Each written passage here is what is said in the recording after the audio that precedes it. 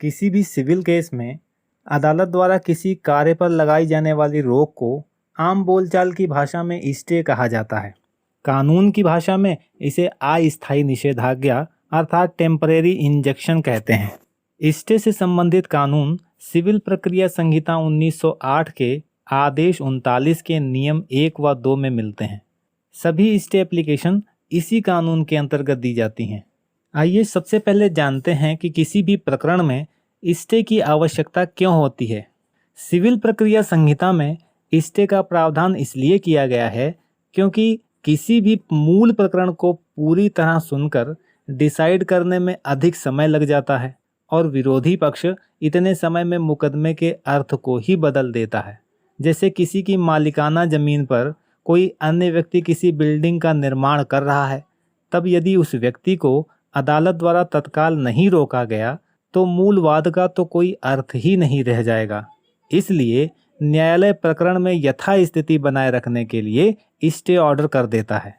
न्यायालय अलग अलग मामलों में अलग अलग तरह के स्टे ऑर्डर करता है, जैसे किसी बिल्डिंग को बनाने से रोकने का स्टे, तो कभी किसी बिल्डिंग को तोड़ने से रोकने का स्टे इत्यादि। आइए अब जान लेते हैं कि स्टे एप्लीकेशन कब और कैसे लगाई जाती है। साथियों, स्टे एप्लीकेशन किसी भी नए वाद के साथ या फिर पुराने वाद के बीच में भी लगाई जा सकती है, लेकिन बिना कोई वाद दाखिल किए सेपरेट कोई भी स्टे एप्लीकेशन नहीं लगाई जा सकती है। ऐसा नहीं होता है कि कोई भी व्यक्ति केवल स्टे एप्लीकेशन के लिए अदालत में अर्जी दाखिल कर दे, क्योंकि स्टे इसलिए होता है कि किसी वाद को पूरा सुने जाने तक वाद की विषय वस्तु उसी स्थिति में बनी रहे जिस स्थिति में वह अदालत में वाद दाखिल किए जाते समय थी।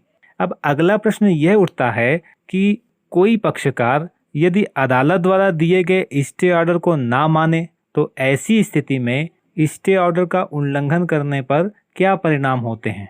तो आपको बता दूं कि जब भी अदालत किसी मामले में स्टे कर देती है और अपने ऑर्डर में यह स्पष्ट कर देती है कि स्थिति यथावत रहेगी और उसमें कोई परिवर्तन नहीं किया जाएगा, यदि ऐसे ऑर्डर को विरोधी पक्ष मानने से इनकार कर दे और इस तरह के ऑर्डर को अपील कोर्ट के द्वारा नहीं पलटने के बावजूद भी स्थिति में परिवर्तन कर दे, तब यह कंटेम्प्ट ऑफ कोर्ट का मामला बन जाता है।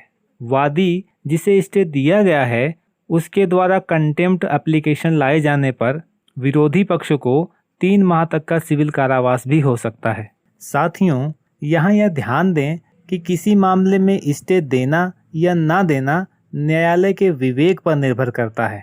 यह थी अस्थायी निषेधाज्ञा अर्थात स्टे ऑर्डर से जुड़ी कुछ महत्वपूर्ण जानकारी। आपको यह जानकारी कैसी लगी? अगर इससे जुड़े कोई सवाल या सुझाव हों तो हमें कमेंट कर अवश्य बताएं। कानून से जुड़ी ऐसी ही रोचक और उपयोगी जानकारी पाने के लिए हमारे चैनल को सब्सक्राइब करना ना भूलें। मिलते हैं एक और नए वीडियो में ऐसी ही उपयोगी जानकारी के साथ। तब तक के लिए नमस्कार।